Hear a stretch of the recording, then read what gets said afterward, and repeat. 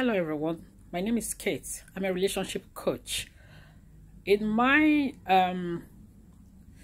25 years practicing as a lawyer, I have seen a whole lot going on in families, in different families.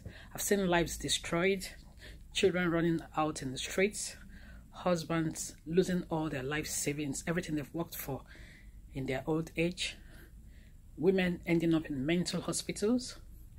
Sometimes some of them diagnosed with terminal illnesses and eventually they die as a result of anger, bitterness, loneliness, frustration, and problems in marriages. One thing we must realize as men and women is that we cannot do without each other. But there are principles. There are principles. Just like every other thing in life, we have principles that has to do with our businesses, principles with friendships, principles, and relationships. When we say I do, when we decide to choose that man or that woman to say I do, we must realize that it is a very, very, very important decision, which might actually not only affect only us, it affects people in our children, it affects extended family members, it affects the community, and even the world at large. So in making that choice or that decision to say I do, we must realize that staying true to that vow, it's very important.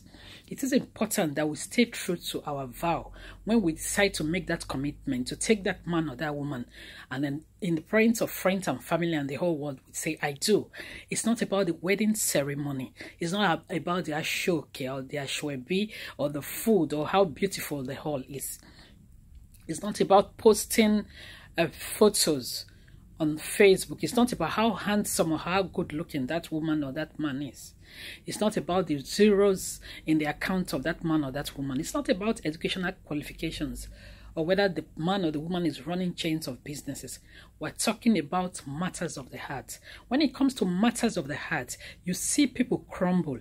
Most importantly, the hopelessness in the world that affects people of all ages, of all tribes, of all ethnicity, whether rich or poor, tall or fat, the most beautiful and the most ugly, so to say. I don't believe that anyone is ugly anyway, but depending on the world's interpretation of what is ugly, what affects everybody mostly in their lives, when you hear that people are suicidal, sometimes they begin to self-harm, sometimes they end up in hospitals, sometimes they are in and out of hospitals, issues of the heart, emotional issues, psychological issues. It has to do with relationships. When relationships fail, when we get betrayed by friends, when we get betrayed by family members, when we get betrayed by people who we either call our husband or our wives, these things actually is like piercing a heart through the hearts of that man or that woman. We have to be very careful in dealing with people who God have placed in our lives.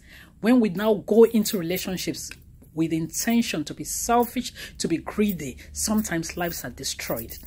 A young, beautiful woman last Sunday, obviously, committed suicide. She parked her SUV car in Lagos, Nigeria, jumped into the lagoon. Because of what? Because of betrayal. Because of what? Because of decisions also that she has made